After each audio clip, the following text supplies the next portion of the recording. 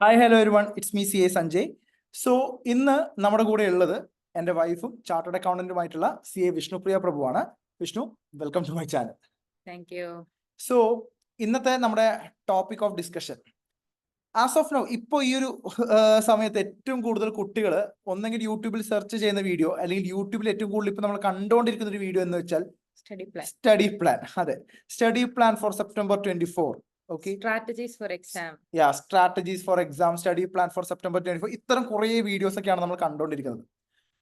So ഇതിനെപ്പറ്റി ഞാനും ഒരു വീഡിയോ ഇടാം എന്ന് വിചാരിച്ചു. സോ ഈ വീഡിയോ ഇടണം എന്ന് ചിന്തിച്ച സമയത്ത് ഏറ്റവും പെട്ടെന്ന് എൻ്റെ മനസ്സിൽ ഓടി വന്ന് സ്ട്രൈക്ക് ചെയ്ത ഫോട്ടോ അല്ലെങ്കിൽ സ്ട്രൈക്ക് ചെയ്തൊരു വ്യക്തി ഇദ്ദേഹം തന്നെയാണ്, ഇയാൾ തന്നെയാണ്.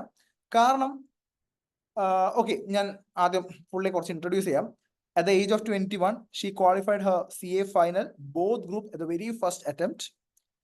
അതും ആർട്ടിക്കൽഷിപ്പ് തീരുന്നതിന് മുന്നേ തന്നെ, അത് age of 21. Okay, yes. So കാരണം അത് അത്ര ചെറിയ കാര്യമൊന്നുമല്ല, അത് ഒരു വലിയ നേട്ടം തന്നെയാണ്. ഓക്കെ, സോ ആ സമയത്ത് ഫൈനൽ പഠിക്കുന്ന സമയത്ത് വിഷ്ണു പ്രിപ്പയർ ചെയ്ത സ്റ്റഡി പ്ലാൻ, അതൊക്കെ ഞാൻ നേരിട്ട് അത്യാവശ്യം കണ്ട് മനസ്സിലാക്കിയിട്ടുള്ള ഒരു വ്യക്തിയാണ്. സോ അതുകൊണ്ട് ഈ ഒരു ടോപ്പിക് ഓഫ് ഡിസ്കഷൻ വരുന്ന സമയത്ത് തന്നെ ഞാൻ വിചാരിച്ചു പുള്ളിയെ കൊണ്ട് ഈ സ്റ്റഡി പ്ലാനെ കുറിച്ച് ഒരു ചെറിയൊരു ഡിസ്കഷൻ നടത്താം. സോ ദാറ്റ് അതിൽ നിന്നും എന്തെങ്കിലും ഒരു കാര്യം കുട്ടികൾക്ക് ബെനിഫിറ്റ് ഉണ്ടെങ്കിൽ കുട്ടികൾക്ക് കിട്ടിക്കോട്ടെ. ആ രീതിയിലാണ് നമ്മൾ വിഷ്ണുവിനെ വിളിച്ചിരുന്നത്. സോ വിഷ്ണു, നമ്മുടെ ഡിസ്കഷൻ ഇതാണ്: സ്റ്റഡി പ്ലാൻ ഇമ്പോർട്ടൻ്റ് ആണോ, അല്ലെങ്കിൽ സ്റ്റഡി പ്ലാൻ്റെ ഇമ്പോർട്ടൻസ് എന്താണ്, അല്ലെങ്കിൽ എങ്ങനെയാണ് ഒരു നല്ല സ്റ്റഡി പ്ലാൻ ഉണ്ടാക്കേണ്ടത്, സ്റ്റഡി പ്ലാൻ ഉണ്ടാക്കാൻ സംബന്ധിച്ച് ശ്രദ്ധിക്കേണ്ട കാര്യങ്ങൾ എന്തൊക്കെയാണ്. സോ ഇത്തരം കാര്യങ്ങളാണ് നമ്മളിപ്പം ഡിസ്കസ് ചെയ്യാൻ വേണ്ടി പോകുന്നത്. സോ ബിഫോർ ദാറ്റ്, ജസ്റ്റ് നമ്മുടെ വിഷ്ണുയുടെ CA ജേണിയെ കുറിച്ച് 60 സെക്കൻഡിൽ പറയണമെന്ന് പറഞ്ഞാൽ എങ്ങനെ പറഞ്ഞിരിക്കും? ഓക്കെ, സോ CA ജേണി ഇപ്പം എല്ലാവരെയും പോലെ ഭയങ്കര ഇൻട്രസ്റ്റിങ്ങും ഭയങ്കര കളർഫുള്ളുമായിരുന്നു. ഞാൻ ആക്ച്വലി ജൂൺ 2018 എൻ്റെ CPT അറ്റംപ്റ്റ് വരുന്നത്. So that was the starting of this journey. And then November 22 ഞാൻ CA ഫൈനൽ അറ്റംപ്റ്റ് എഴുതുന്നത്. ആ അറ്റംപ്റ്റ് ഞാൻ ക്വാളിഫൈ ചെയ്യുന്നത്. February 23 എൻ്റെ ആർട്ടിക്കിൾഷിപ്പ് തീർന്നു. സോ ടോട്ടലി ഒരു 4.5 years എൻ്റെ ടോട്ടൽ CA ജേർണി കഴിഞ്ഞു. And it was a nice experience overall. ഇപ്പോൾ ആ ഒരു പഠിക്കുന്നതായിക്കോട്ടെ, ആർട്ടിക്കിൾഷിപ്പ് ആയിക്കോട്ടെ, എവറിത്തിങ് വാസ് ഗുഡ്. സോ എനിക്ക് ആക്ച്വലി വിഷ്ണുയുടെ ഈ എൻറ്റയർ CA ഫൈനലിന്റെ അറ്റംപ്റ്റ്സ്, ബോത്ത് ഗ്രൂപ്പ്, ഇതിനെ കുറിച്ചൊക്കെ നമുക്ക് കൂടുതൽ അറിയണമെന്നുണ്ട്. പക്ഷേ ഇന്നത്തെ നമ്മുടെ topic of discussion study plan ആയതുകൊണ്ട് നമുക്ക് അതിലേക്ക് സ്റ്റിക്ക് ഓൺ ചെയ്യാം. ഓക്കെ, സോ വിഷ്ണു പറഞ്ഞോളൂ, സ്റ്റഡി പ്ലാൻ ഇമ്പോർട്ടൻസ്, ഇതിനെ കുറിച്ചൊക്കെ സംസാരിച്ചു. ഓക്കെ, സോ സ്റ്റഡി പ്ലാന്റെ ഇമ്പോർട്ടൻസ് എന്താണെന്ന് നിങ്ങൾക്ക് എല്ലാവർക്കും അറിയാവുന്നതുകൊണ്ടായിരിക്കുമല്ലോ നിങ്ങളിപ്പോൾ ഈ വീഡിയോ കാണാൻ വന്നിരിക്കുന്നത്. അങ്ങനെയാണ് ഞാൻ വിശ്വസിക്കുന്നത്. ബിക്കോസ് ഇപ്പോൾ നമ്മളാണെങ്കിലും കുറെ നമുക്ക് മെസ്സേജസ് വന്നുകൊണ്ടിരുന്ന വെച്ച് കഴിഞ്ഞാൽ, സർ ഒരു സ്റ്റഡി പ്ലാന്റെ വീഡിയോ ചെയ്തുകൂടെ, എന്തൊക്കെയാണ് നമ്മൾ September 24 എക്സാമിന് സ്ട്രാറ്റജീസ് ആയിട്ട് യൂസ് ചെയ്യേണ്ടത്, അങ്ങനത്തെ വീഡിയോസ് കുറെ കണ്ടപ്പോഴാണ് സഞ്ജുവിനോട് പറഞ്ഞത് എന്നാൽ വിഷ്ണു നോക്കി ഇങ്ങനത്തെ ഒരു വീഡിയോ ചെയ്യാമെന്നുള്ളത്. അപ്പോ സ്റ്റഡി പ്ലാൻ ചെയ്യുമ്പോൾ ശ്രദ്ധിക്കേണ്ട കുറച്ച് കാര്യങ്ങൾ, അല്ലെങ്കിൽ അത് സ്റ്റഡി പ്ലാൻ പ്രിപ്പയർ ചെയ്യുമ്പോൾ നിങ്ങൾ ഇൻക്ലൂഡ് ചെയ്യേണ്ട കുറച്ച് കാര്യങ്ങൾ ഞാൻ പറയാം. അതായത് ഒന്നാമത്തെ കാര്യം എന്ന് വെച്ച് കഴിഞ്ഞാൽ, നിങ്ങൾ ഫസ്റ്റ് തിങ്, നിങ്ങൾക്ക് ക്ലാസ് കാണാനുണ്ടോ, അല്ലെങ്കിൽ നിങ്ങൾക്ക് ഏതെങ്കിലും സബ്ജക്റ്റിന് നിങ്ങൾക്ക് ഇനി ക്ലാസ് കൂടേണ്ട ആവശ്യമുണ്ടോ എന്നുള്ള കാര്യം അസർട്ടൈൻ ചെയ്യുക. ബിക്കോസ് ഇത് നിങ്ങളുടെ സ്റ്റഡി പ്ലാനിൽ ഭയങ്കരമായിട്ട് ഇമ്പാക്ട് ചെയ്യുന്ന ഒരു ഫാക്ടറാണ്. കാരണം ക്ലാസ് കാണാനുണ്ടെങ്കിൽ ഡെഫിനറ്റ്ലി നിങ്ങൾക്ക് അത്രയും ടൈം എക്സ്ട്രാ വേണം. പിന്നെ ഉള്ള കാര്യം എന്ന് വെച്ച് കഴിഞ്ഞാൽ, നിങ്ങൾക്ക് ഒരു 2 റിവിഷൻസിന് വേണ്ടിയിട്ടുള്ള ഒരു ടൈം സ്റ്റഡി പ്ലാനിൽ ഇൻക്ലൂഡ് ചെയ്തേ പറ്റത്തുള്ളൂ. 2 റിവിഷൻ? യെസ്. ഇവിടെ ആക്ച്വലി ഒരു ഭൂരിഭാഗം സ്റ്റുഡൻസും ഒരു തവണ എങ്ങനെ പോർഷൻസ് തീർക്കണം എന്ന് ചിന്തിക്കുന്ന സമയത്താണ് വിഷ്ണുവോട് പറഞ്ഞ 2 റിവിഷൻ കഴിയണമെന്ന്. എന്തായാലും നമുക്ക് കേട്ടോക്കാം, കണ്ടിന്യൂ ചെയ്തോളൂ. ഓക്കെ, അപ്പോ സഞ്ജു ഇപ്പൊ പറഞ്ഞുകൊണ്ട് ഞാനൊരു കാര്യം പറയാം. ഇപ്പൊ 2 റിവിഷന്റെ കാര്യം പറഞ്ഞു. അപ്പൊ ഞാൻ റീസെന്റ് വേറൊരു ഗ്യാതറിംഗിൽ പോയപ്പോഴും ഇതേപോലത്തെ ഒരു ക്വസ്റ്റ്യൻ വന്നപ്പോൾ ഞാൻ അവരോട് പറഞ്ഞൊരു കാര്യം, സെയിം സാധനം ഞാൻ ഇവിടെയും ഷെയർ ചെയ്യാം. അതായത് ഞാനിപ്പോ ആ സ്റ്റുഡൻസ് കുറച്ച് കൺസേൺസ് റേസ് ചെയ്തപ്പോൾ ഞാൻ ചുമ്മാ ഒന്ന് പ്ലാൻ ചെയ്ത് നോക്കിയായിരുന്നു. ലൈക്ക് ഞാൻ പഠിച്ച രീതി വെച്ചിട്ട് ഞാൻ ചുമ്മാ ഇങ്ങനെ പ്ലാൻ ചെയ്ത് നോക്കിയായിരുന്നു. അപ്പൊ എനിക്ക് മനസ്സിലായ ഒരു കാര്യം എന്താ വെച്ച് കഴിഞ്ഞാൽ, ഇപ്പൊ ഈ ബോത്ത് ഗ്രൂപ്പ് പിള്ളേരുടെ പെർസ്പെക്റ്റീവിൽ ഞാൻ പറയാം. ഇപ്പൊ ബോത്ത് ഗ്രൂപ്പിന് ഇത് അച്ചീവബിൾ ആണെന്നുണ്ടെങ്കിൽ, അല്ലെങ്കിൽ പ്രാക്ടിക്കൽ ആണെന്നുണ്ടെങ്കിൽ, ഡെഫിനറ്റ്ലി സിംഗിൾ ഗ്രൂപ്പ് പിള്ളേർക്ക് ഇത് എന്തായാലും പ്രാക്ടിക്കൽ ആണ്. ഓക്കെ, അപ്പോ ഞാനിപ്പോ അവരോട് സംസാരിച്ചപ്പോൾ what I said to them was like June 5 തൊട്ട് September 5 വരെയുള്ള ടൈം കൺസിഡർ ചെയ്യുക. ഇത് ടോട്ടൽ നമുക്കൊരു 92 ഡേയ്സിന്റെ പീരീഡ് വരുന്നുണ്ട്. കണക്കാണ്, ഞാൻ അവർക്ക് വേണ്ടിയിട്ട് കൂട്ടിയായിരുന്നു. സോ 92 ഡേയ്സ് വരുന്നുണ്ട്. ഞാൻ എപ്പോഴും സ്റ്റഡി പ്ലാൻ ബാക്കിൽ നിന്നാണ് പ്രിപ്പയർ ചെയ്യാറ്. അത് എൻ്റെ ഒരു രീതിയാണ്. അപ്പൊ ബാക്കിൽ നോക്കുമ്പോൾ സെക്കൻഡ് റിവിഷന് ഞാൻ ഒരു സബ്ജക്റ്റിന് 2.5 ഡേയ്സ് വെച്ചിട്ടാണ് കൊടുക്കുന്നത് ഒരു പേപ്പറിന്. അപ്പൊ 6 പേപ്പർ എന്ന് പറയുമ്പോഴേക്കും 15 ദിവസം വേണം. സെക്കൻഡ് റിവിഷൻ 15 ദിവസം. ഫസ്റ്റ് റിവിഷൻ 6 സബ്ജക്ട്സ് ആണ് ഉള്ളത്. അല്ല 6 പേപ്പറാണുള്ളത്. ഒരു പേപ്പറിന് 4 ദിവസം വെച്ചിട്ട് 24 ദിവസം. 24, 15, 39 ദിവസമായി. 39 ദിവസം. ഞാൻ കണക്കിൽ ഇച്ചിരി വീക്കാണ്, എന്നാലും 39 ദിവസം. ബാക്കി 53 ദിവസം ഉണ്ട് 92 ദിവസത്തില്. ഈ 53 ദിവസം ഡിവൈഡഡ് ബൈ 6 ചെയ്തതിന് നിങ്ങൾക്ക് അപ്രോക്സിമേറ്റ്ലി ഒരു ഒരു 9 9 ദിവസത്തിന് പീരീഡ് കിട്ടും. ഒരു സബ്ജക്റ്റിന് 9 ദിവസം കൊണ്ട് നിങ്ങൾക്ക് എന്തായാലും പ്രിപ്പയർ ചെയ്യാൻ പറ്റേണ്ടതാണ്. പ്രൊവൈഡഡ് നിങ്ങളിപ്പോ ബോത്ത് ഗ്രൂപ്പ് എഴുതുന്ന പിള്ളേരാണെങ്കിൽ ഐ എം അസ്യൂമിങ് ദാറ്റ് നിങ്ങൾക്ക് ഇനി ഒരു 2 സബ്ജക്റ്റിന്റെ ക്ലാസ് ഒക്കെ ആയിരിക്കും കൂടാനുണ്ടാവുക. ബാക്കിയുള്ളത് നിങ്ങൾ തീർത്തിട്ടുണ്ടാവും എന്നുള്ള എക്സ്പെക്ടേഷനിലാണ് ഞാനിപ്പോ പറയുന്നത്. ബിക്കോസ് ഒബ്വിയസ്ലി 6 പേപ്പറും ക്ലാസ് കണ്ട് തീർക്കാന്ന് പറയുന്നത് അത്ര പ്രാക്ടിക്കലി പോസിബിൾ അല്ലല്ലോ. അതെ. സോ ഒരു 2 സബ്ജക്റ്റിന്റെ ക്ലാസ് ആയിരിക്കും പെൻഡിങ് ഉണ്ടാവുക എന്നുള്ള ഒരു അസംഷനിൽ പറയുകയാണെങ്കിൽ നിങ്ങൾ 4 സബ്ജക്ട് ഓൾറെഡി പഠിച്ചതാണ്, അറ്റ്ലീസ്റ്റ് ക്ലാസ് കൂടിയതാണ്. നിങ്ങൾക്ക് 9 ദിവസം കൊണ്ട് എന്തായാലും ഇത് കവർ ചെയ്യാൻ പറ്റേണ്ടതാണ്. ഇപ്പൊ സഞ്ജുവിന്റെ സബ്ജക്ട്സ് ആയ ഓഡിറ്റും എസ്എമ്മും 9 ദിവസം കൊണ്ട് പറ്റുമെന്നാണ് ചോദിക്കുന്നത്. ഓഡിറ്റ് 9 ദിവസവും എസ്എമ്മിന് 4.5 days because half the paper. Okay, അതായത് ഓഡിറ്റ് 9 days കൊണ്ട് തീരുമെന്ന് ചോദിച്ചാൽ യെസ്, ഇറ്റ്സ് പോസിബിൾ. കാരണം നമുക്ക് ഓഡിറ്റിൽ ആകെ 11 ചാപ്റ്റേഴ്സേ ഉള്ളൂ. സോ വെരി വെരി ഫൈൻ, നമുക്ക് സുഖസുന്ദരമായിട്ട് തീർക്കാൻ ഇപ്പൊ പറ്റും. ഒരു ദിവസം ഇപ്പൊ സഞ്ജു പറഞ്ഞു വെച്ചിട്ടാണെങ്കിൽ എത്ര 11 ചാപ്റ്റേഴ്സ്. അപ്പൊ 9 ദിവസം എന്ന് പറയുമ്പോഴേക്കും ഓരോ ദിവസം ഓരോ ചാപ്റ്റർ എടുത്ത് ഏതെങ്കിലും 2 കുഞ്ഞു ചാപ്റ്റർ വേറെ 2 ദിവസത്തിൽ മേർജ് ചെയ്ത് കഴിഞ്ഞാലും തീരും. ആൻഡ് ഇത് ഒരു ദിവസം എന്ന് പറയുമ്പോഴേക്കും അത് ഞാൻ വേറൊരു പോയിന്റ് ആണ്. അതായത് നിങ്ങൾ എപ്പോഴും സ്റ്റഡി പ്ലാൻ പ്രിപ്പയർ ചെയ്യുമ്പോൾ ഒരു ദിവസം മിനിമം 2 സബ്ജക്ട്സ് ഇൻക്ലൂഡ് ചെയ്യാൻ നോക്കുക. ഇഫ് പോസിബിൾ ഒരു തിയറിയും ഒരു പ്രാക്ടിക്കലും ചെയ്യാൻ ശ്രമിക്കുക. അതാകുമ്പോൾ അതിന്റെ ഒരു ബാലൻസ് കീപ്പ് ചെയ്യാൻ പറ്റും. അല്ലെങ്കിൽ നിങ്ങൾക്ക് ഒരു ഫുൾ ഡേ തിയറിയിലോ ഒരു ഫുൾ ഡേ പ്രാക്ടിക്കലിലോ ഇരുന്നിട്ട് ഭയങ്കര ടയറിംഗ് ആക്കേണ്ട ആവശ്യമില്ല. ആൻഡ് സെയിം സബ്ജക്ട്സ് പഠിക്കുമ്പോഴും നമുക്ക് കുറച്ചും കൂടി ഒരു ഇൻട്രസ്റ്റിംഗ് ആക്കാൻ വേണ്ടിയിട്ട് ഒരു ദിവസം 2 സബ്ജക്ട്സ് എങ്കിലും ഇൻക്ലൂഡ് ചെയ്യാൻ ട്രൈ ചെയ്യുക. ഓക്കെ, അപ്പൊ അങ്ങനെ നോക്കുവാണെന്നുണ്ടെങ്കിൽ നിങ്ങൾക്ക് ഇപ്പോൾ ഓഡിറ്റ് ആണെങ്കിൽ ഇപ്പോൾ 9 ദിവസമുള്ള 18 മോർണിംഗ് സെഷൻസ് ആണെന്ന് വിചാരിക്കും. 18 മോർണിംഗ് സെഷൻസ് കൊണ്ട് നിങ്ങൾക്ക് 11 ചാപ്റ്റേഴ്സ് എന്തായാലും കവർ ചെയ്യാൻ പറ്റേണ്ടതല്ലേ, പ്രൊവൈഡഡ് നിങ്ങൾ ക്ലാസ് അറ്റൻഡ് ചെയ്തിട്ടുണ്ട്. ആൻഡ് ചില സബ്ജക്ട്സിന് നിങ്ങൾക്ക് എന്ത് വേണ്ടി വരില്ല, ഈ 18 ദിവസം ഫുൾ വേണ്ടി വരില്ല, കുറച്ച് കുറവായിരിക്കും. അപ്പൊ ക്ലാസ് കൂടാനുള്ള സബ്ജക്ട്സിന് നിങ്ങൾ ഈ എക്സ്ട്രാ വരുന്ന ദിവസങ്ങൾ കോമ്പൻസേറ്റ് ചെയ്യുക. അതുപോലെ തന്നെ എനിക്ക് തോന്നുന്നത് ഇപ്പം എല്ലാ സബ്ജക്ട്സും നമുക്ക് ഈ 9 days വേണമെന്നില്ല. ഇപ്പൊ ചില കുട്ടികൾക്ക് അക്കൗണ്ട്സ് വളരെ ഈസി ആയിരിക്കും. ചിലപ്പോൾ അവർക്ക് ഓൾറെഡി അതിന്റെ കോൺസെപ്റ്റ്സും കാര്യങ്ങളും മുൻകൂട്ടി അറിയുന്നത് കൊണ്ട് ചിലപ്പോൾ മേ ബി ഒരു 5 to 6 days തീർക്കാൻ പറ്റും. സോ ആ എക്സ്ട്രാ വരുന്ന 3 days, സേ ഫോർ എക്സാമ്പിൾ ഇപ്പൊ DT IDTക്ക് I assume more than 9 days വേണ്ടി വരുമായിരിക്കാം. സോ അവർക്ക് അത് അവിടെ യൂസ് ചെയ്യും. സോ ഈ എക്സ്ട്രാ വരുന്ന ബഫർ വരുന്ന ഡേയ്സ് നമുക്ക് അടുത്ത സബ്ജക്റ്റിലേക്ക് കോമ്പൻസേറ്റ് ചെയ്യാം. ഓരോരുത്തരുടെയും അതാണ് ഈ സ്റ്റഡി പ്ലാൻ എന്ന് പറയുന്നത്. ഒരിക്കലും ഒരാൾക്ക് വന്നിട്ട് ഇപ്പോൾ ഇതാണ് നിങ്ങളുടെ സ്റ്റഡി പ്ലാൻ, നിങ്ങൾ ഇത് ഫോളോ ചെയ്യൂ എന്ന് പറയാൻ പറ്റത്തില്ല. അത് നമ്മൾ സ്വന്തമായിട്ട് ചെയ്യണം. കാരണം ഇപ്പൊ ഞങ്ങളുടെ കാര്യം തന്നെ പറയുകയാണെങ്കിൽ എനിക്ക് പ്രാക്ടിക്കൽ പേപ്പേഴ്സ് ഭയങ്കര ഈസിയാണ്. തിയറി പേപ്പേഴ്സ് എനിക്ക് തീരെ പറ്റത്തില്ല. ആൾക്ക് നേരെ തിരിച്ചാണ്. ഇപ്പൊ ഞാൻ ആൾക്ക് വേണ്ടിയിട്ട് ഒരു സ്റ്റഡി പ്ലാൻ ഇട്ടിട്ടോ ആൾ എനിക്ക് വേണ്ടി ഒരു സ്റ്റഡി പ്ലാൻ ഇട്ടിട്ടോ കാര്യമില്ല. അപ്പൊ അതുകൊണ്ടാണ് നിങ്ങൾക്ക് ഈ സ്റ്റഡി പ്ലാന്റെ ടിപ്സുമായിട്ട് വരാമെന്ന് നമ്മൾ വിചാരിച്ചത്. അതാകുമ്പോൾ നിങ്ങൾക്ക് സെൽഫായിട്ട് ഉണ്ടാക്കാൻ പറ്റും. അപ്പോൾ നിങ്ങൾക്ക് ഈ പറഞ്ഞ ഈ ബഫറിന്റെ ഡേയ്സ് ഒക്കെ അത് നിങ്ങളുടെ കൺവീനിയൻസ് അനുസരിച്ചിട്ട് ചെയ്യാം. ഇപ്പൊ ഇവിടെ വരുന്ന ഒരു സാധനം എന്ന് വെച്ചാൽ ഇപ്പൊ നമ്മൾ പറഞ്ഞത് ഒരു ലോങ് പ്ലാൻ ആണ്. അതായത് 53 ദിവസം കൊണ്ട് നിങ്ങൾ പഠിക്കുക, 24 ദിവസം കൊണ്ട് ഫസ്റ്റ് റിവിഷൻ നടത്തുക, സെക്കൻഡ് റിവിഷൻ 15 ദിവസം കൊണ്ട് നടത്താം. ഇതില് ഈ 53 ദിവസത്തില് നിങ്ങൾ എങ്ങനെയാണ് ഇത് യൂട്ടിലൈസ് ചെയ്യാൻ പോകുന്നത്, അല്ലെങ്കിൽ ഇപ്പൊ നിങ്ങൾ ഒരു സബ്ജക്ട് എടുക്കുവാണെങ്കിൽ ഒരു സബ്ജക്ട് നിങ്ങൾ എങ്ങനെയാണ് ഇത് 53 ഡേയ്സിൽ നിങ്ങൾ ഇപ്പൊ 9 days ആണെങ്കിൽ 9 days കൊണ്ട് എങ്ങനെ കവർ ചെയ്യാൻ പോകുന്നതെന്നുള്ള ഒരു ഷോർട്ട് പ്ലാനും കൂടി നിങ്ങൾ ഉണ്ടാക്കുവാണെങ്കിൽ നിങ്ങൾക്ക് കുറച്ചും കൂടി എളുപ്പമായിരിക്കും. ആൻഡ് ഈ ബോത്ത് ഗ്രൂപ്പ് പിള്ളേർക്ക് ഇത് കുറച്ച് ടൈറ്റ് ആയിരിക്കും. കാരണം ഡെഫിനറ്റ്ലി 53 days എന്ന് പറയുമ്പോൾ ഒരു കണ്ടിന്യൂസ് 53 days എഫേർട്ട് ഇട്ടാൽ മാത്രമാണ് അവർക്ക് പോർഷൻസ് കവർ ചെയ്യാൻ പറ്റുക. പിന്നെ ഫസ്റ്റ് റിവിഷൻ ആണെങ്കിൽ അങ്ങനെ തന്നെ, സെക്കൻഡ് റിവിഷൻ ആണെങ്കിൽ അങ്ങനെ തന്നെ. Coming to single group people, you guys actually get 18 days per subject for the studies, 8 days per paper for the first revision and 5 days per paper for the second revision. കണക്കൊന്നുകൂടി പറഞ്ഞാൽ കൊള്ളായിരുന്നു. അതായത് നമ്മുടെ both group എഴുതുന്ന കുട്ടികൾക്ക് 6 paper ഉള്ളത് കൊണ്ട് total 6 പേപ്പറിന് 53 ദിവസം കിട്ടും, 53 days കിട്ടും.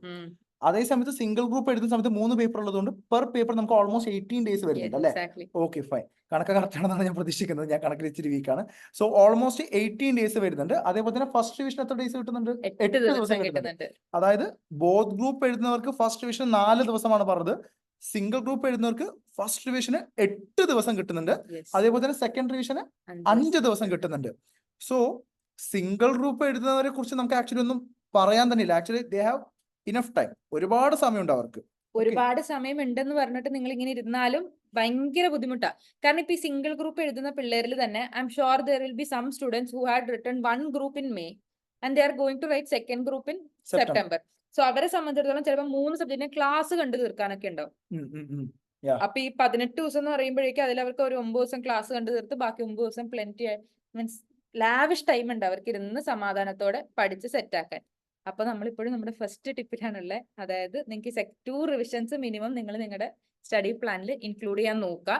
ഇപ്പൊ ഞാൻ പറഞ്ഞ ഈ നമ്പർ ഓഫ് ഡേയ്സ് 4ഉം 2.5ഉം എനിക്ക് ഐഡിയൽ ആയിട്ട് തോന്നിയ ഒരു ഡേയ്സ് ആണ്.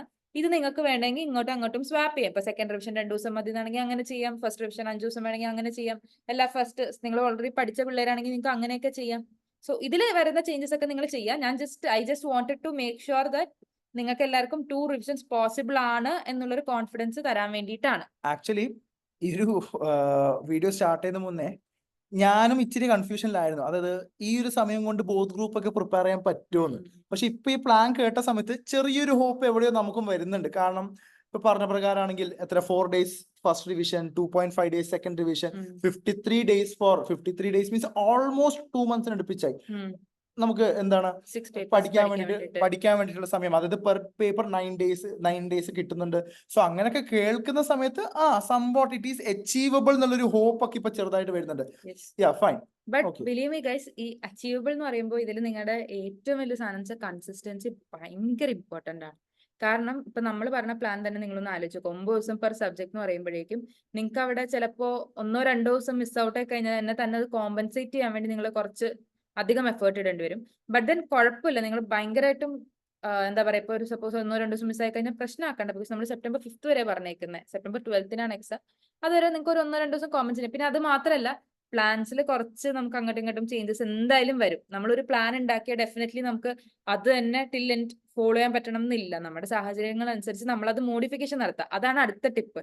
അതായത് സ്റ്റഡി പ്ലാൻ നിങ്ങൾ ഒരെണ്ണം ഉണ്ടാക്കി എന്ന് പറഞ്ഞിട്ട് അത് എപ്പോഴും ഞാൻ ഇതേ ചെയ്യുള്ളൂ അങ്ങനെ വിചാരിച്ചിരുന്നിട്ട് കാര്യമില്ല. ഇപ്പൊ ഫോർ എക്സാമ്പിൾ ഞാൻ നാളെ ഓഡിറ്റ് പഠിക്കാനാണ് വെച്ചേക്കുന്നത്. നാളെ രാവിലെ എണീറ്റപ്പോൾ എനിക്ക് തോന്നുവാണ് ഇന്ന് ഓഡിറ്റ് പഠിച്ചാൽ ശരിയാവില്ല വിഷ്ണു, ലോ പഠിക്കണം. മനസ്സെന്താണോ പറയുന്നത് അത് കുറച്ചും കൂടി ചെയ്യുന്നതായിരിക്കും ഇച്ചിരിയും കൂടി ബെറ്റർ ആയിട്ട് ഉണ്ടാവുക. പക്ഷെ ലോ പഠിക്കാം എന്ന് വിചാരിച്ചിട്ട് ഏതെങ്കിലും ചാപ്റ്റർ എടുക്കരുത്. നിങ്ങളിപ്പോ മറ്റന്നാളെ ലോ ആണ് വെച്ചേക്കുന്നത്, മറ്റന്നാളെ നിങ്ങൾ ലോയിന്റെ എന്ത് ടോപ്പിക്കാണോ പഠിക്കാൻ വെച്ചേക്കുന്നത് അത് ഇൻക്ലൂഡ് ചെയ്യാൻ ശ്രമിക്കുക. സോ ദാറ്റ് നിങ്ങൾ ഈ ട്രാക്കിൽ നിന്ന് വിട്ടുപോകില്ല.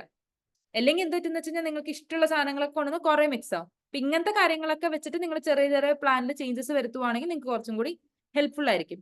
പിന്നെ അടുത്ത സാധനം എന്ന് വെച്ച് കഴിഞ്ഞാൽ RTP MTP സോൾവ് ചെയ്യാനുള്ള ടൈം നിങ്ങൾ ഈ സ്റ്റഡി പ്ലാനിൽ എന്തായാലും ഇൻക്ലൂഡ് ചെയ്യുക. RTP MTP എന്നൊക്കെ പറയുമ്പോൾ ഈ നോർമലി എല്ലാ കുട്ടികളും ചോദിക്കുന്ന ചോദ്യമാണ്, സർ എത്ര വർഷത്തെ RTP, എത്ര വർഷത്തെ MTP?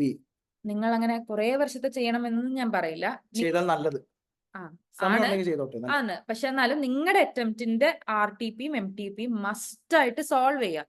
കാരണം ഇപ്പൊ എന്റെ എക്സ്പീരിയൻസ് എന്ന് പറയുകയാണെങ്കിൽ ഞാൻ എഴുതാൻ പോയിരിക്കുന്ന എക്സാമിലൊക്കെ എനിക്ക് മോസ്റ്റ് ഓഫ് ദ ടൈം എനിക്ക് RTP എന്നുള്ള ക്വസ്റ്റ്യൻസ് ഞാൻ കണ്ടിട്ടുണ്ട്. സെയിം ക്വസ്റ്റ്യൻസ് അല്ലെങ്കിലും സിമിലർ ക്വസ്റ്റ്യൻസ് കണ്ടിട്ടുണ്ട്. സോ RTP MTP എന്തായാലും സോൾവ് ചെയ്യുക. ആൻഡ് നിങ്ങൾക്ക് ടൈം ഉണ്ടെന്നുണ്ടെങ്കിൽ പ്രീവിയസ് അറ്റംപ്റ്റിന്റെ RTPയും കൂടി സോൾവ് ചെയ്യുകയാണെങ്കിൽ നല്ലതായിരിക്കും. So that you get A better idea. And നിങ്ങൾ ഈ ഫസ്റ്റ് റിവിഷൻ ചെയ്യുന്ന സമയത്ത് നിങ്ങൾക്ക് ഈ 4 ദിവസം എന്ന് പറയുമ്പോഴേക്കും ഇപ്പോ കോസ്റ്റിംഗ് അല്ലെങ്കിൽ അക്കൗണ്ട്സ് ഒക്കെ ആണെന്നുണ്ടെങ്കിൽ നിങ്ങൾ ആദ്യത്തെ ഒരു 3 ദിവസം കൊണ്ട് നിങ്ങളുടെ ടെക്സ്റ്റ് ബുക്കിൽ ഇല്ലുസ്ട്രേഷനും ടെസ്റ്റ് നോളജും ഒക്കെ ചെയ്ത് കഴിഞ്ഞിട്ട് ബാക്കിയുള്ള ഒരു ദിവസം കൊണ്ടിട്ട് RTP MTP ഒക്കെ ചെയ്യാം. ആൻഡ് RTP MTP എപ്പോഴും നിങ്ങൾ നിങ്ങളുടെ ഫസ്റ്റ് റിവിഷൻ ടോപ്പ് ഇൻക്ലൂഡ് ചെയ്യുകയാണെങ്കിൽ ബെറ്റർ ആയിരിക്കും. റീസൺ, നമുക്ക് എന്തായാലും RTP MTP ചെയ്യുമ്പോൾ ചില കാര്യങ്ങളൊക്കെ ഡൗട്ട്സ് വരും. ഇതെന്ത് ഇങ്ങനെ, അതെന്താ അങ്ങനെ. അപ്പൊ നമുക്ക് ഫസ്റ്റ് റിവിഷന്റെ സമയത്ത് ചെയ്യുവാണെന്നുണ്ടെങ്കിൽ നമ്മുടെ ഫ്രണ്ട്സോ ഫാക്കൽറ്റീസോ ആരോടെങ്കിലും ഒക്കെ ചോദിച്ച് ഡൗട്ട് ക്ലിയർ ചെയ്യാൻ പറ്റും. നമ്മൾ എക്സാമിന്റെ തലേദിവസോ അല്ലെങ്കിൽ സെക്കൻഡ് റിവിഷന്റെ സമയത്തൊക്കെ എടുക്കുമ്പോഴേക്കും നമുക്ക് ഡിപ്പെൻഡ് ചെയ്യാനുള്ള റിസോഴ്സ് ഇല്ലാണ്ടോ. സോ ബെറ്റർ എപ്പോഴും ഫസ്റ്റ് റിവിഷനിൽ തന്നെ RTP MTP സോൾവിംഗ് ഒക്കെ ഇൻക്ലൂഡ് ചെയ്യാൻ നോക്കുക. ആൻഡ് നിങ്ങൾ ഈ പ്രാക്ടിക്കൽ പേപ്പേഴ്സ് ഒക്കെ ആണെങ്കിൽ മാക്സിമം ക്വസ്റ്റ്യൻസ് സോൾവ് ചെയ്യാൻ നോക്കുക. ആൻഡ് പ്രാക്ടിക്കൽ പേപ്പേഴ്സിലേക്ക് വരുമ്പോൾ ഇതൊരു എക്സാം ടിപ്പ് അല്ലെങ്കിൽ ഒരു എക്സാമിന്റെ ഒരു സ്ട്രാറ്റജി ആയിട്ട് തന്നെ പറയാം.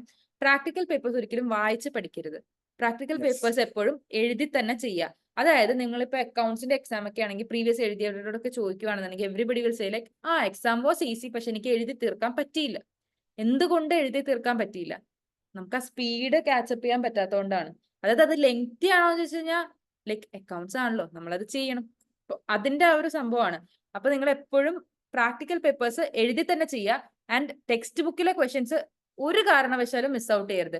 ഇല്ലുസ്ട്രേഷൻസ്, ബാക്കിലുള്ള ക്വസ്റ്റ്യൻസ്, ടെസ്റ്റ് നോളജ്, എല്ലാ കാര്യങ്ങളും മിനിമം നിങ്ങൾ 2 പ്രാവശ്യമെങ്കിലും സോൾവ് ചെയ്യാൻ നോക്കും.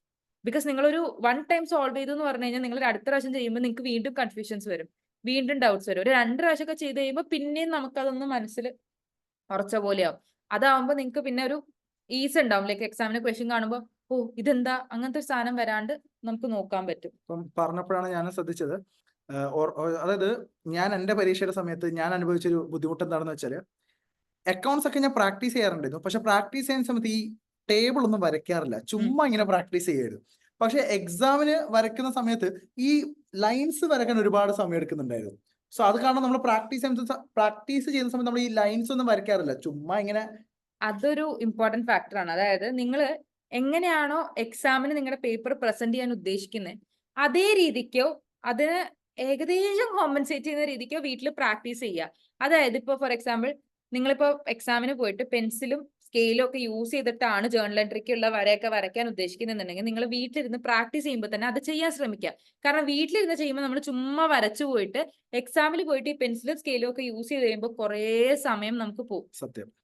അപ്പൊ വീട്ടിൽ തന്നെ ഇരുന്നത് ചെയ്യുവാണെങ്കിൽ നിങ്ങൾ അതിലേക്ക് യൂസ്ഡ് ആവും. അതായത് ആക്ച്വലി അത് അത്ര ഈസി അല്ല. നമ്മളിപ്പോ വെറുതെ പെൻ വെച്ച് സ്പീഡിൽ എഴുതുന്നതിന്റെ ഒപ്പം വേറൊരു 2 ഇൻസ്ട്രുമെന്റും കൂടി എടുത്ത് വരച്ച് വീണ്ടും എടുത്ത് പെൻ എടുത്ത് എഴുതി വീണ്ടും എടുത്ത് വരച്ച് അതത്ര എളുപ്പമല്ല. അപ്പൊ നിങ്ങൾ അത് വീട്ടിൽ തന്നെ ഇരുന്ന് പ്രാക്ടീസ് ചെയ്യുവാണെങ്കിൽ എക്സാം ഹാളിലേക്ക് പോകുമ്പോൾ നിങ്ങൾക്ക് കുറച്ചും കൂടി എളുപ്പമുണ്ടായിരിക്കും.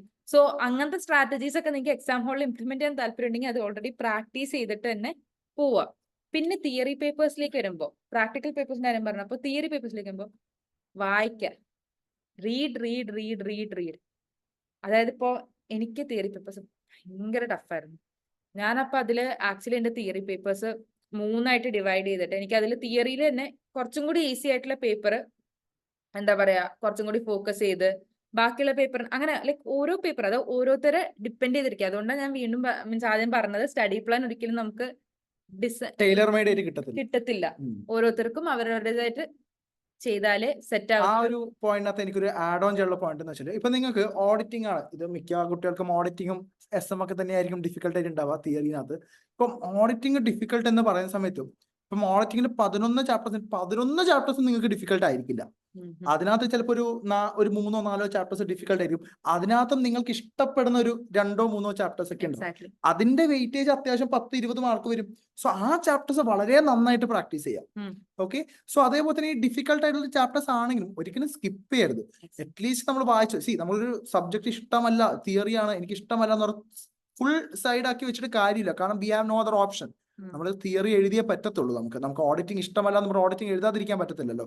സോ അതിനകത്ത് നിങ്ങൾക്ക് ഇഷ്ടമുള്ള ഏരിയാസ് ഒക്കെ മാക്സിമം പെട്ടെന്ന് കവർ ചെയ്യാം. നിങ്ങൾക്ക് ഫസ്റ്റ് തന്നെ ഡിഫിക്കൽട്ട് ടോപ്പിക്കിലേക്ക് നമ്മൾ പോയി കഴിഞ്ഞാൽ നമ്മൾ ചിലപ്പോൾ മെന്റലി ഡൗൺ ആയി പോകും. സോ ഞാൻ എപ്പോഴും പറയാനുള്ള കുട്ടികൾക്ക് വളരെ സിമ്പിൾ ഫസ്റ്റ് നമ്മൾ ABCD വെച്ചിട്ടാണ് പഠിക്കാൻ തുടങ്ങുന്നത്. അതുപോലെ തന്നെ ഓഡിറ്റിംഗ് ആയാലും തിയറി സബ്ജക്ട് അത് ആദ്യം നിങ്ങൾക്ക് ഇഷ്ടമുള്ള ചാപ്റ്റർ വളരെ ചെറിയൊരു ചാപ്റ്റർ വെച്ച് സ്റ്റാർട്ട് ചെയ്യാം. കാരണം അത് ഒരു ചാപ്റ്റർ പഠിച്ചു കഴിയുമ്പോൾ നമുക്ക് ചെറിയൊരു കോൺഫിഡൻസ് ഒക്കെ വരും.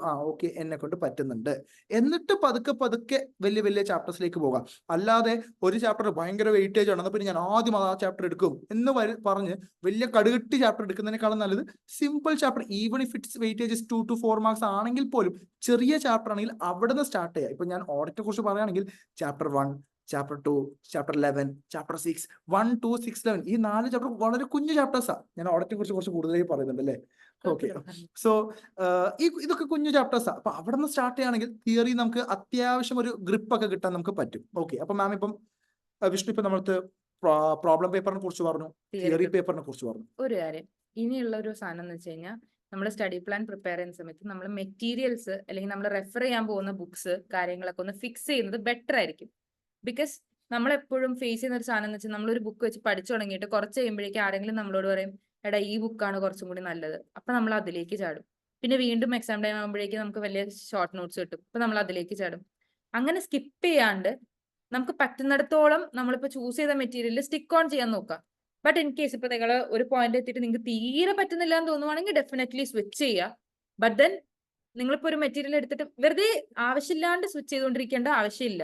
ആൻഡ് ഏതൊക്കെ മെറ്റീരിയൽസ് അല്ലെങ്കിൽ ഏതൊക്കെ ക്ലാസ് ആണ് അല്ലെങ്കിൽ ഏതൊക്കെ ഫാക്കൽറ്റീസിന്റെ മെറ്റീരിയൽ ആയിക്കോട്ടെ, റെഫറൻസ് നോട്ട്സ് ആയിക്കോട്ടെ, എന്തൊക്കെയാണ് റെഫർ ചെയ്യാൻ പോകുന്നത് എന്നുള്ള ഒരു ലിസ്റ്റോ ഒരു ഐഡിയോ നിങ്ങൾ ഉണ്ടാക്കുവാണെങ്കിൽ നിങ്ങൾക്ക് സ്റ്റഡി പ്ലാൻ ഇംപ്ലിമെന്റ് ചെയ്ത് തുടങ്ങുമ്പോൾ കുറച്ചും കൂടി ഹെൽപ്ഫുൾ ആയിരിക്കും. ബിക്കോസ് നിങ്ങളിപ്പോ ഇന്ന് ഓഡിറ്റ് തന്നെ വീണ്ടും വരുന്നു, അക്കൗണ്ട്സ് ആണ് പഠിക്കാൻ പോകുന്നതെന്ന് വിചാരിക്കുക. നിങ്ങളുടെ സ്റ്റഡി പ്ലാൻ അനുസരിച്ച് നിങ്ങൾ പെട്ടെന്ന് അക്കൗണ്ട്സ് പഠിക്കാൻ എടുത്തതിന് ശേഷമായിരിക്കരുത് നിങ്ങൾ ഒരിക്കലും ഓക്കെ ഞാൻ ഇതിന് ഏത് മെറ്റീരിയൽ ആണ്, ഇതിന് ഏത് ക്വസ്റ്റ്യൻ ആണ് സോൾവ് ചെയ്യാൻ പോകുന്നത്, അങ്ങനെ ആയിരിക്കരുത്.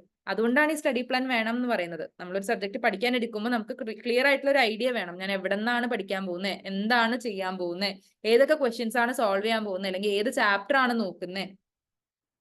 Okay, so study plan prepare ചെയ്യുമ്പോൾ അപ്പൊ അത് പറഞ്ഞത് വളരെ ശരിയാണ്. കാരണം ഇന്നിപ്പോ ടെലിഗ്രാമിൽ ഒരുപാട് റിസോഴ്സസ് അവൈലബിൾ ആണ്. അത് ചുമ്മാ ടെലിഗ്രാമിൽ ചെന്നാൽ തന്നെ ഒരു 100 കൂട്ടം CA ഇന്റർനെറ്റ് ഒക്കെ ഒരുപാട് ഗ്രൂപ്പ്സും അതിനകത്താണെങ്കിൽ ഇന്ത്യയിലുള്ള എല്ലാ ഫാക്കൽറ്റീസിന്റെ ടെലിഗ്രാം ഷോർട്ട് നോട്ട്സ് ഇത് എന്നൊക്കെ പറയും. അപ്പൊ കുട്ടികൾ ഭയങ്കര കൺഫ്യൂസ്ഡ് ആണ്. വിഷ്ണു പറഞ്ഞ വളരെ ശരിയായ കാര്യമാണ്. ഈ എക്സാമിന്റെ അതായത് ഇത്തവണ നമ്മളെ SMന്റെ റിവിഷൻ വീഡിയോസ് ഇട്ടപ്പോൾ കുറെ കുട്ടികൾ സ്റ്റഡി ചാർട്ട് ചോദിക്കുന്നുണ്ടായിരുന്നു, നമ്മുടെ സ്റ്റഡി ചാർട്ട്. കാരണം ഞാനത് കുറെ കുട്ടികൾക്ക് അയച്ചു കൊടുത്തില്ലായിരുന്നു. റീസൺസ് ലാസ്റ്റ് മൊമെന്റ് കുട്ടികൾ അത് യൂസ് ചെയ്യുന്നതുകൊണ്ട് ഒരു ഹറി പറയും, ആ മിസ് ആവാനുള്ള സാധ്യതയുണ്ട്. സോ നമ്മളിപ്പോ സ്ട്രാറ്റജീസിൽ ഇപ്പൊ നമ്മൾ എന്തൊക്കെ നോക്കി വിഷ്ണു? ടൈമിന്റെ പറഞ്ഞു, നമ്മൾ ടൈം പ്രിപ്പയർ ചെയ്ത് കൊടുത്തു. 92 days നമ്മൾ ബ്രേക്കപ്പ് ചെയ്ത് ലോങ് ടേം പ്ലാനും ഷോർട്ട് ടേം പ്ലാനും ആക്കി കൊടുക്കണം. ആൻഡ് ഷോർട്ട് ടേം പ്ലാൻസ് കുറച്ചും കൂടി സ്പെസിഫിക് ആയിട്ട് ഇപ്പൊ ഈ വീഡിയോ ലിമിറ്റ് ചെയ്യണം എന്നുള്ളതുകൊണ്ട് ഷോർട്ട് ടേം പ്ലാൻസിനെ കുറിച്ച് അധികമായിട്ട് പറയുന്നില്ല. രണ്ടാമത്തെ കാര്യം, 2 റിവിഷൻസ് മസ്റ്റ് ആയിട്ട് ഇൻക്ലൂഡ് ചെയ്യുക.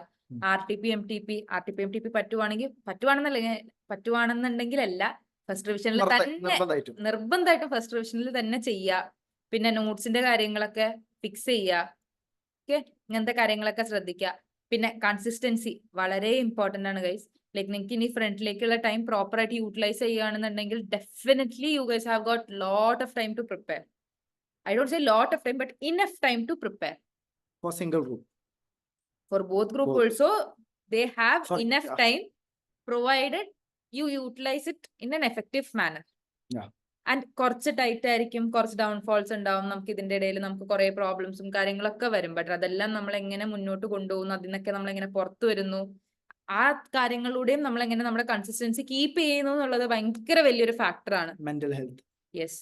So what I would like to say is keep believing in yourself. And ഇതിന്റെ ഇടയിൽ നിങ്ങൾക്ക് ഇപ്പോ പല സ്ഥലത്തുനിന്നും പല സജഷൻസും കാര്യങ്ങളൊക്കെ വരുന്നുണ്ടാവും. അതിൽ എന്തൊക്കെയാണ് നിങ്ങൾക്ക് ആപ്റ്റ് ആയിട്ടുള്ളത് അത് മാത്രം എടുക്കുക. ഇപ്പൊ ഞാനിപ്പോ ഇവിടെ വന്ന സ്റ്റഡി പ്ലാന്റെ കുറെ ടിപ്സ് പറഞ്ഞു. ഇതിപ്പോ ചില കുട്ടികൾക്ക് പ്രാക്ടിക്കലി പോസിബിൾ ആയിട്ട് തോന്നാം, ചിലവർക്ക് പ്രാക്ടിക്കലി പോസിബിൾ ആയിട്ട് തോന്നില്ല. തോന്നുവാണെങ്കിൽ മാത്രം അക്സെപ്റ്റ് ചെയ്യുക, അല്ലെങ്കിൽ എടുക്കരുത്. ബിക്കോസ് നമുക്ക് എല്ലാവർക്കും ഉള്ള ഒരു ടെൻഡൻസിയാണ് അപ്പൊ എന്ത് സാധനം കേട്ടാലും പുതിയ സാധനങ്ങളും ട്രൈ ചെയ്യാൻ. പക്ഷെ അത് നമുക്ക് പറ്റുന്നതാണെങ്കിൽ മാത്രം അക്സെപ്റ്റ് ചെയ്ത് ട്രൈ ചെയ്യുക. ആൻഡ് ഇതൊക്കെ വെച്ചിട്ട് നിങ്ങൾക്ക് ഒരു അടിപൊളി സ്റ്റഡി പ്ലാൻ ഉണ്ടാക്കാൻ പറ്റട്ടെ. സോ ഇന്നത്തെ വീഡിയോ ഇത്രയാണ് നമ്മൾ ഉദ്ദേശിച്ചത്. അതായത് കുട്ടികൾക്ക് സ്റ്റഡി പ്ലാൻ ഉണ്ടാക്കാനുള്ളൊരു ഒരു ബേസ്, ഒരു ഐഡിയ കൊടുക്കുക. അല്ലാതെ ടൈലർ മെയ്ഡ് സ്റ്റഡി പ്ലാൻ ഇതാണ് നിങ്ങൾ ഫസ്റ്റ് 10 ദിവസം പഠിക്കേണ്ടത്, അങ്ങനത്തെ ഒരു വീഡിയോ അല്ല നമ്മൾ ആക്ച്വലി ഉദ്ദേശിച്ചത്. സോ നമ്മുടെ വീഡിയോയുടെ ഔട്ട്കം ഇത് തന്നെയാണ് ഉദ്ദേശിച്ചത്. So this is all about our video. And more videos like this would be coming if you guys are interested in such kind of videos. So do comment if you guys want such kind of videos, or you can DM us.